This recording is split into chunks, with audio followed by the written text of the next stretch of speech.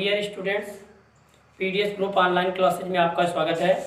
मैं रमेश सर आज आप लोग को कक्षा 9 विषय विज्ञान पाठ 4 पाठ 4 चैप्टर का नाम है, पाठ का नाम है परमाणु की संरचना। परमाणु की संरचना कैसे हुई है इसको तो मैंने पहले ही बता दिया है। अब इसमें आपका है रदरफोर्ड का नाभिकीय परमाणु मॉडल। इसके पहले के वीडियो में मैंने आप लोग को थॉमसन का परमाणु मॉडल बताया था, और ये दूसरा जो परमाणु मॉडल है किसका है, रदरफोर्ड का नाभिकीय परमाणु मॉडल। आज हम इस परमाणु मॉडल के बारे में चर्चा करेंगे और देखेंगे कि मतलब इनके परमाणु मॉडल के द्वारा क्या हमें ज्ञात हुआ है। तो रदरफोर्ड नामक वैज्ञानिक ने सन 1911 ईस्वी में सोने की पतली पन्नी पर स्वर्णपत्र सोने की पतली पन्नी पर यानी अल्फा कणों का क्या किया, बौछार किया, अल्फा कणों का प्रयोग किया, जिससे क्या हुआ, कुछ अल्फा कण क्या होते हैं यानी उस सोने पन्नी के क्या होते हैं, सीधे आर पार निकल जाते हैं, जिससे ये पता चलता है या निष्कर्ष निकलता है कि परमाणु का अधिकांश भाग क्या है, खोखला है। लेकिन कुछ जो होते हैं, कुछ अल्फा कण क्या होते हैं 90 अंश या उससे अधिक कोण पर क्या होते हैं, विचलित हो जाते हैं। तो इससे ये पता चलता है कि नाभिक का जो कुछ अधिकांश भाग है क्या है, कठोर है। और कुछ अल्फा कण ऐसे हुए जो मतलब परमाणु से टक्कर खाएं और सीधे अपनी विपरीत दिशा में वापस आए। इससे यह निष्कर्ष निकलता है कि जो परमाणु का बीच का भाग है, जिसमें यानी परमाणु का समस्त द्रव्यमान निहित है, जिसे हम क्या कहते हैं, नाभिक कहते हैं, तो वो अपनी जब विपरीत दिशा में लौटकर अपनी ही दिशा में आ गया। इससे ये पता चलता है कि परमाणु का जो बीच का भाग है वो अत्यधिक कठोर है, जिसे हम क्या कहते हैं, नाभिक कहते हैं। तो उन्होंने रदरफोर्ड ने क्या किया था, अब सोने की पतली पन्नी पर अल्फा कणों का बौछार करके नाभिक की खोज निकाली थी। फिर भी इतना निष्कर्ष निकलने के बाद इनके परमाणु मॉडल में कुछ कमियां रह गई थी। जैसे पहला क्या था, नाभिक के स्थायित्व की व्याख्या करने में इनका परमाणु मॉडल क्या था, असफल था। और रेखीय स्पेक्ट्रम जो होती है उसकी व्याख्या करने में इनका परमाणु मॉडल असफल रहा, जिससे इनका मॉडल क्या हुआ, फ्लॉप हो गया। तो ये क्या है, रदरफोर्ड का नाभिकीय परमाणु मॉडल है। तो इसको हम देख लेते हैं चित्र बना करके, और क्या निष्कर्ष निकले हैं उसको भी देख लेते हैं। तो रदरफोर्ड का नाभिकीय परमाणु मॉडल, रदरफोर्ड ने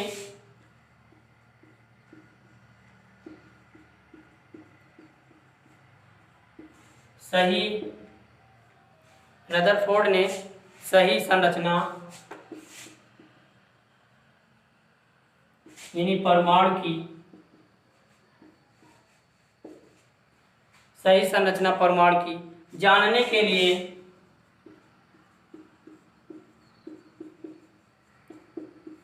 सन 1911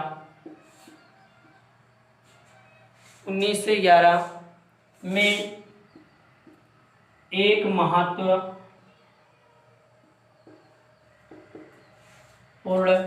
महत्वपूर्ण प्रयोग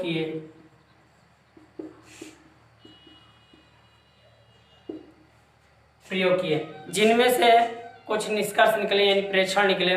उनका प्रयोग क्या था, उन्होंने क्या किया था, सोने की पतली पन्नी पर जो स्वर्णपत्र होते हैं,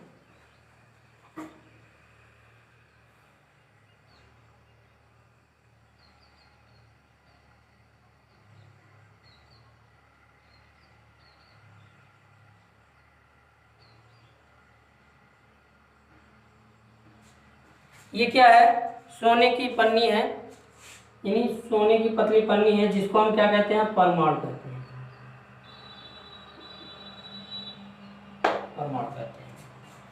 और इसका जो बीच का भाग है यानी धनावेश,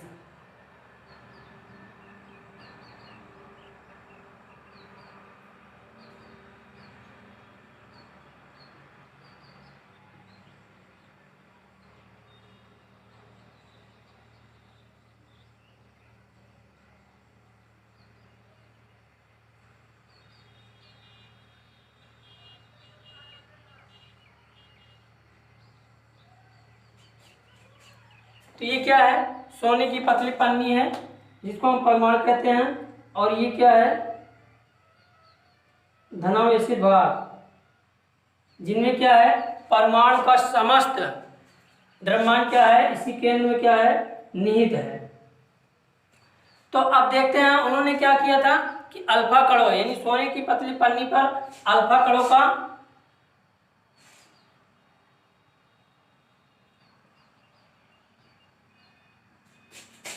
बौछार किया।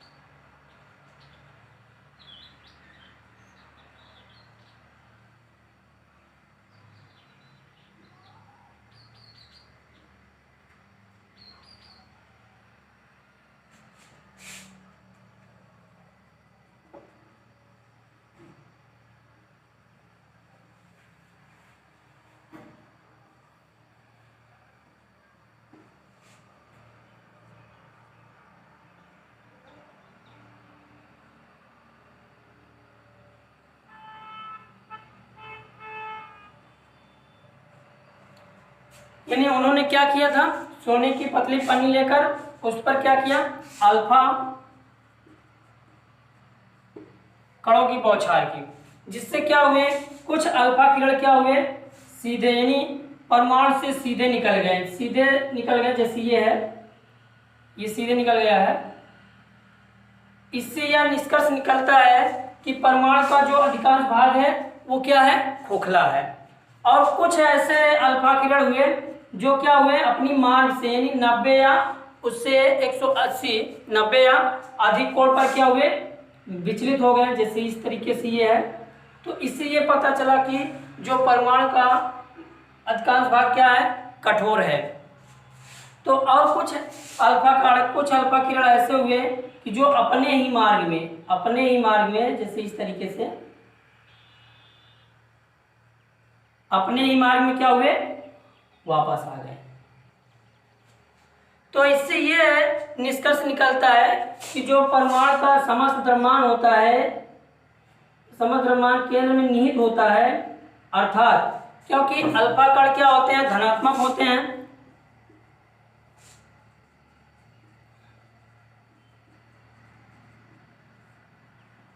अल्फा कण धनात्मक होते हैं, और ये जो ठोस भाग है धन आवेशित भाग है। तो इससे ये पता चलता है क्या किया, धन को प्रतिकर्षित कर दिया, अर्थात अपनी ही दिशा में क्या हुए, मुड़कर चले आए। इससे यह निष्कर्ष निकलता है कि जो परमाणु का बीच का भाग है वो क्या है, अत्यधिक कठोर है, जिसे हम क्या कहते हैं, नाभिक कहते हैं। तो ये क्या हुआ, रदरफोर्ड का नाभिकीय परमाणु मॉडल है। अब इनके जो मतलब प्रेक्षण में जो निष्कर्ष निकले गए हैं उसको हम लिख लेते हैं।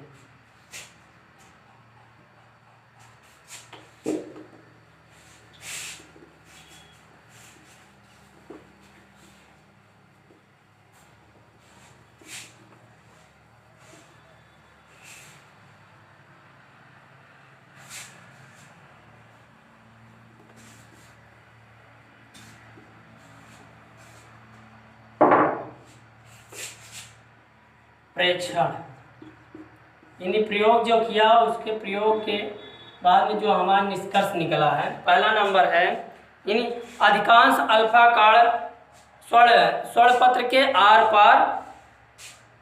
पार बिना परिवर्तित या बिना प्रभावित हुए सीधे निकल गए या निकल जाते हैं। अधिकांश अल्फा कण स्वरपत्र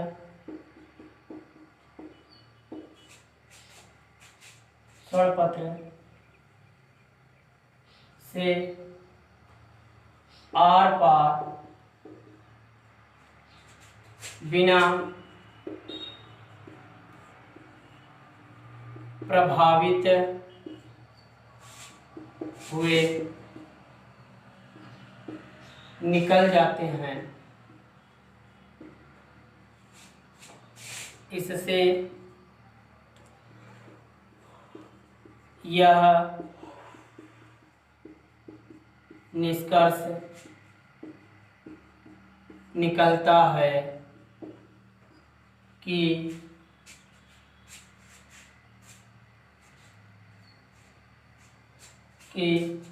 परमाणु का अधिकांश भाग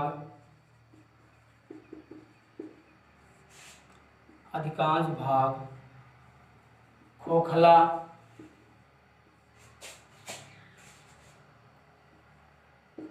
है। और दूसरा निष्कर्ष क्या है, इन्हीं कुल अल्फा कण में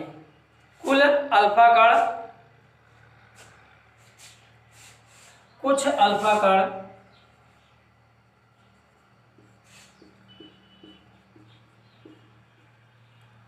अल्फा कण 90 अंश या अधिक कोण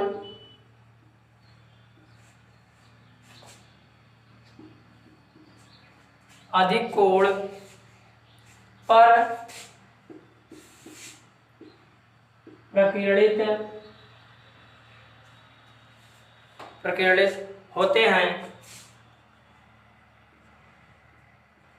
इससे यह पता चला कि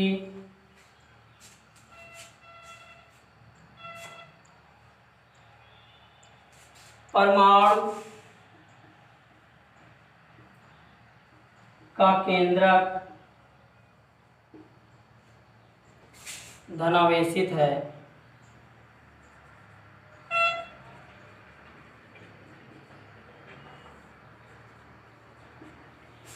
परमाणु का केंद्रक धनावेशित है, इसलिए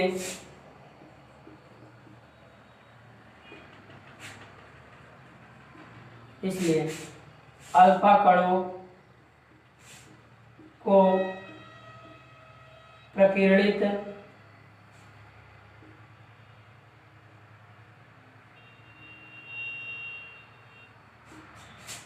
करता है। और थर्ड नंबर है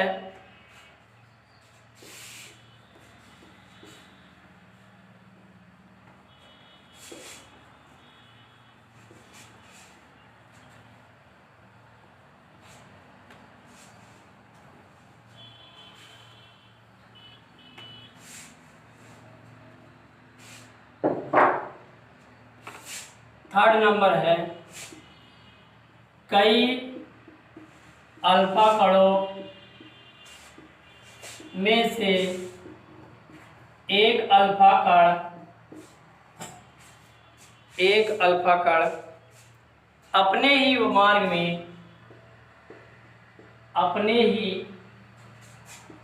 मार्ग में वापस आ जाता है। इससे यह निष्कर्ष निकलता है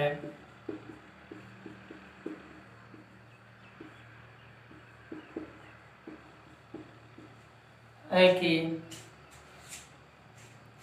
परमाणु का अधिकांश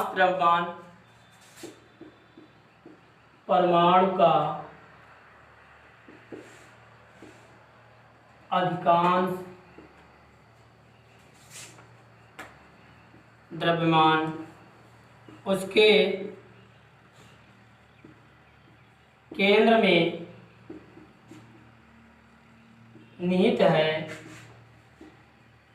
जिसे नाभिक कहते हैं।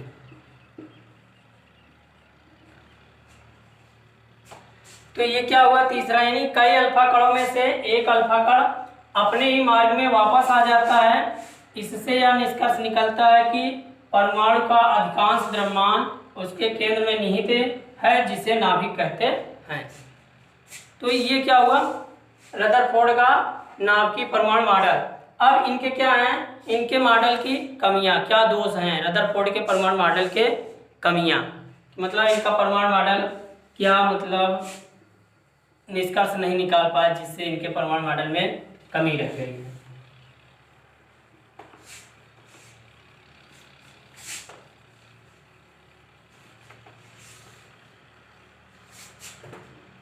अगली हेडिंग है रदरफोर्ड के परमाणु मॉडल की कमियां।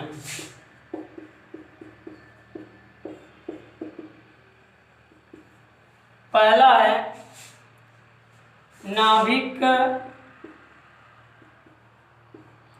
नाभिक के स्थायित्व की व्याख्या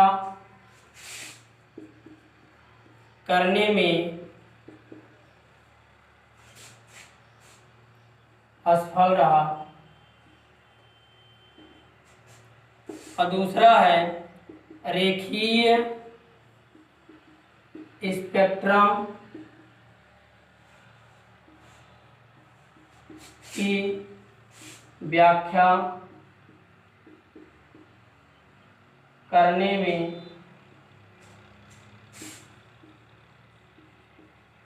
असफल रहा, जिससे इनका परमाणु मॉडल क्या होगा, फ्लॉप हो गया। तो ये है रदरफोर्ड का नाभिकीय परमाणु मॉडल। तो आज इस वीडियो में यहीं तक। अगर यदि इस परमाणु मॉडल में आपको कहीं कोई दिक्कत हो या कोई टॉपिक ना समझ में आए हो, तो उसे मेरे व्हाट्सएप नंबर 9335347105 पर मैसेज या कॉल करके समस्या का समाधान प्राप्त कर सकते हैं। धन्यवाद। सब्सक्राइब कीजिए हमारे चैनल को और बेल दबाना ना भूलें, ताकि अगले वीडियो का नोटिफिकेशन आपको आसानी से मिल सके।